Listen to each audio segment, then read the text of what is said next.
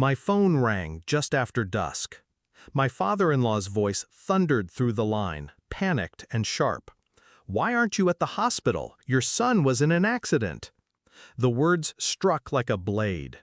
My eyes flicked to the boy sitting on the couch across from me, controller in hand, oblivious, alive. "What?" I whispered. "He's right here." The other end went silent. A long, stifling silence. Then the line cut. Something inside me shifted. I grabbed my keys, pulled my son with me, and drove. The hospital parking lot was a sea of headlights and shadows. The corridors inside smelled of antiseptic and sorrow. A doctor led me down a long hall. His expression was carved from stone. This way. When I stepped into the room, my knees buckled. Because there, on the bed, was my son, bloodied, unmoving, machines humming faintly around him. And next to me, clutching my hand, stood the boy I had raised for 11 years.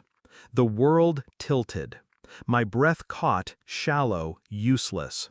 Two boys, identical, one broken on the bed, one holding my hand. I turned to the doctor, my voice raw. "What is this?" His eyes didn't waver. "You should speak to your wife." But she wasn't there. She didn't answer my calls. Questions tore through me. My son, sons, both existing, both mine and not mine. My wife had carried a truth I never saw, a truth buried so deep it wore another boy's face. At home, I searched for her. She returned late, clothes disheveled, eyes red. When I asked, she crumbled too easily. Tears, excuses, fragments of half-truths. "I didn't know how to tell you. I wanted to protect you. It was before us." But her words slid off me like oil. Protect me? No, protect herself. I looked at the boy in our house differently now. Every smile, every hug, suddenly tainted with doubt. Whose blood ran in his veins? Whose child had I raised as my own? I didn't confront her again. Not yet. Confrontation would only breed more lies. Instead, I moved silently, strategically. DNA test kits ordered online.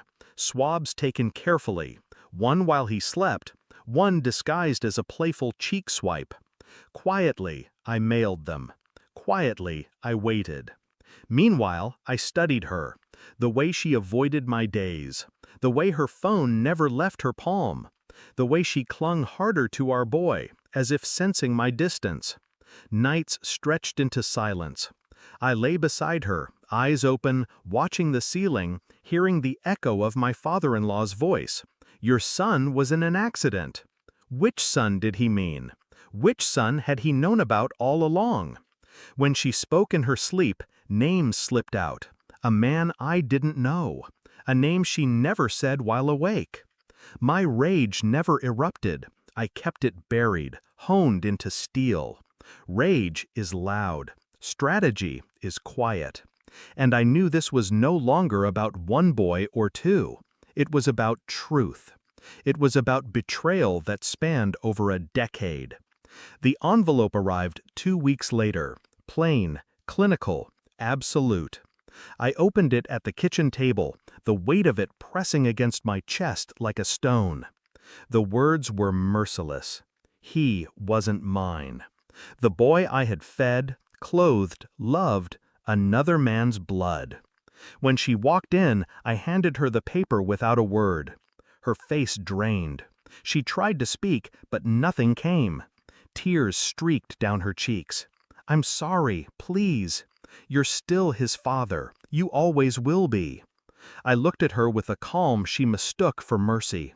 It wasn't mercy. It was the clarity of a blade. She reached for me, desperate, broken. I didn't move.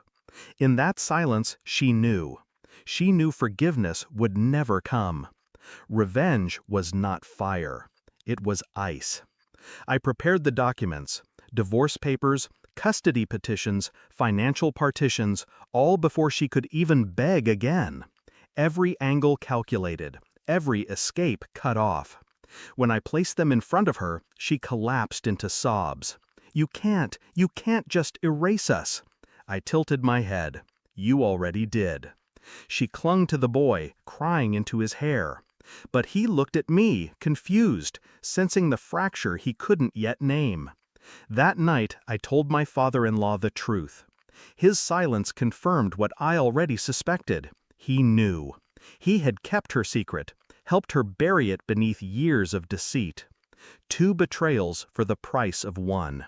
I walked away from both. The house emptied quickly after that, her belongings gone, her voice gone, the boy's laughter gone. I didn't fight it. I didn't beg for what was never mine. Some nights, the silence is heavy. Other nights, it feels clean, like air after a storm. I think of the boy often, the way he looked at me with trust, with love.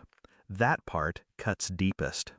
Because love doesn't follow bloodlines. Love follows presence. But betrayal rots everything it touches. I am no longer husband, no longer father, but I am free.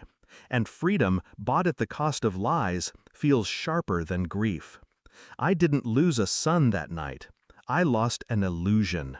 And illusions are easier to bury than blood.